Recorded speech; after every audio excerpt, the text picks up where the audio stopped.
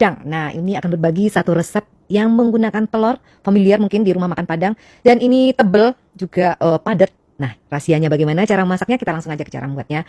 Selamat menonton, jangan lupa subscribe dan like juga video ini. Happy cooking! Pertama, teman-teman siapkan dulu di sini wajib pakai daun bawang. Jadi banyaknya daun bawang yang dipakai ini kurang lebih 50 sampai 60 gram atau 3 batang daun bawang, iris setipis mungkin. Jadi jangan terlalu tebal, jadi biar nanti hasilnya ketika kita potong dia tidak menjadi jelek gitu. Biasanya kalau terlalu tebal nanti pas kita potong antara yang satu dengan yang satunya lagi kita potong nanti terbawa daun bawangnya, jadi nggak bagus hasilnya. Nanti kalau udah diiris seperti ini, sisihkan dulu. Lanjut setelah itu, nah di sini rahasianya kalau yang Uni tahu itu biasanya menggunakan daun kunyit, bukan daun jeruk. Tapi kalau teman-teman mau pakai daun jeruk sih boleh-boleh aja. Cuman kalau yang versinya rumah makan Padang itu lebih sering menggunakan daun kunyit. Boleh pakai 1 lembar atau 2 lembar. Jadi itu selera masing-masing aja. Atau memang nggak suka silahkan di skip aja daun kunyitnya atau diganti daun jeruk. Lanjut juga di sini Uni menggunakan bawang merah kurang lebih 8 siung. Dan yang khas itu sebenarnya kalau orang Padang selalu menggunakan bawang merah yang diiris untuk telur dadarnya. Jadi usahakan wajib pakai ya. Selanjutnya juga di sini seledri yang Uni pakai kurang lebih 1 sampai 2 batang seledri, nggak terlalu banyak. Lalu diiris juga. Kalau udah nanti teman-teman sisihkan. Lanjut di sini Uni pakai cabai merah keriting. Beratnya kurang lebih yang Uni pakai ini hasilnya nggak pedas, 50 gram. Jadi yang suka pedas boleh tambahkan rawit atau takarannya ditambah dari resep. 3 siung bawang putih, lalu juga kurang lebih 5 siung bawang merah karena ini nggak sama besar ukurannya. Jadi teman-teman bisa kira-kira aja. Lanjut tambahkan garam dan minyak secukupnya. Dan setelah itu blender hingga halus. Jika sudah, nanti teman-teman sisihkan dulu bumbu yang telah kita blender ini. Lanjut setelah ini siapkan nanti wadah yang agak besar.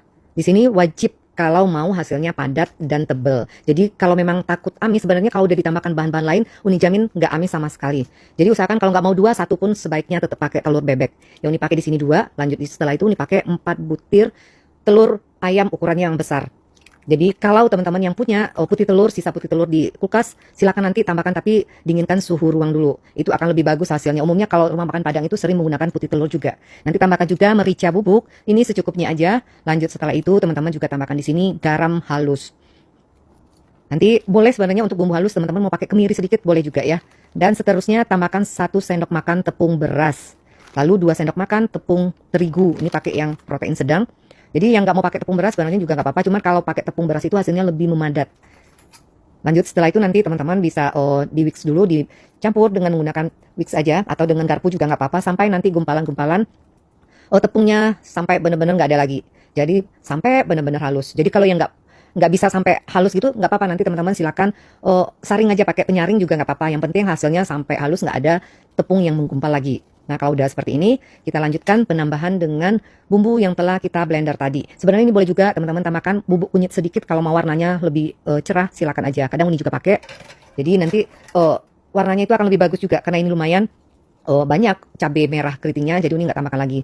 Lalu kalau udah rata setelah tambah bumbu yang dihaluskan tadi, teman-teman silakan tambahkan yang kita iris, bahan yang diiris semuanya. Jadi kalau apa ya, di sini penambahan bumbu yang diiris ini semakin banyak juga nanti hasilnya akan menjadi tebal juga. Jadi kalau makin sedikit itu akan membuat telurnya juga nanti nggak begitu tebal. Jadi banyak faktor sebenarnya di sini. Jadi kalau mengaduknya ini jangan sebentar udah rata langsung berhenti, jangan, sebaiknya biarkan dulu sedikit bawangnya pecah-pecah setelah kita iris, jadi menyatu dengan telurnya. Itu akan membuat telurnya juga nanti tidak amis. Biasanya yang bikin amis itu bumbu dengan telurnya belum merata. Jadi aduk aja dulu sebentar. Kalau udah nanti di sini juga tambahkan kaldu bubuk jika suka atau boleh di skip, atau mau tambahkan micin silakan tambahkan juga jika diperlukan. Nanti aduk sebentar aja setelah masuk kaldu bubuk, atau kaldu bubuknya tadi pas menambahan garam juga nggak apa-apa. Lanjut di sini gunakan wadah, kalau sebisa mungkin punya teflon pakai teflon. Tambahkan minyaknya nggak perlu terlalu banyak ya kalau untuk ini. Lalu nanti ini goreng, gunakan di sini apinya yang paling kecil agar nanti matangnya merata, di bawahnya nggak hangus, jadi di tengahnya tetap bisa matang. Yang buat teman-teman yang nggak punya wajan seperti ini sebenarnya nggak apa-apa pakai kuali juga, cuma mungkin ketebalannya nggak merata.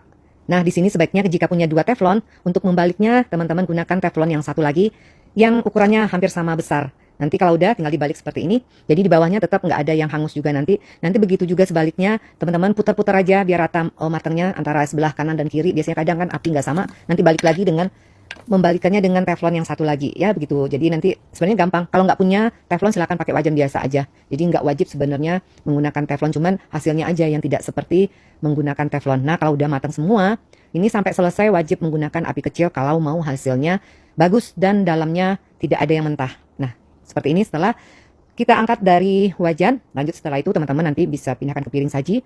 Tinggal dipotong-potong sesuai kebutuhan aja di sini. Setelah itu tinggal teman-teman sajikan. Selamat mencoba. Semoga bermanfaat.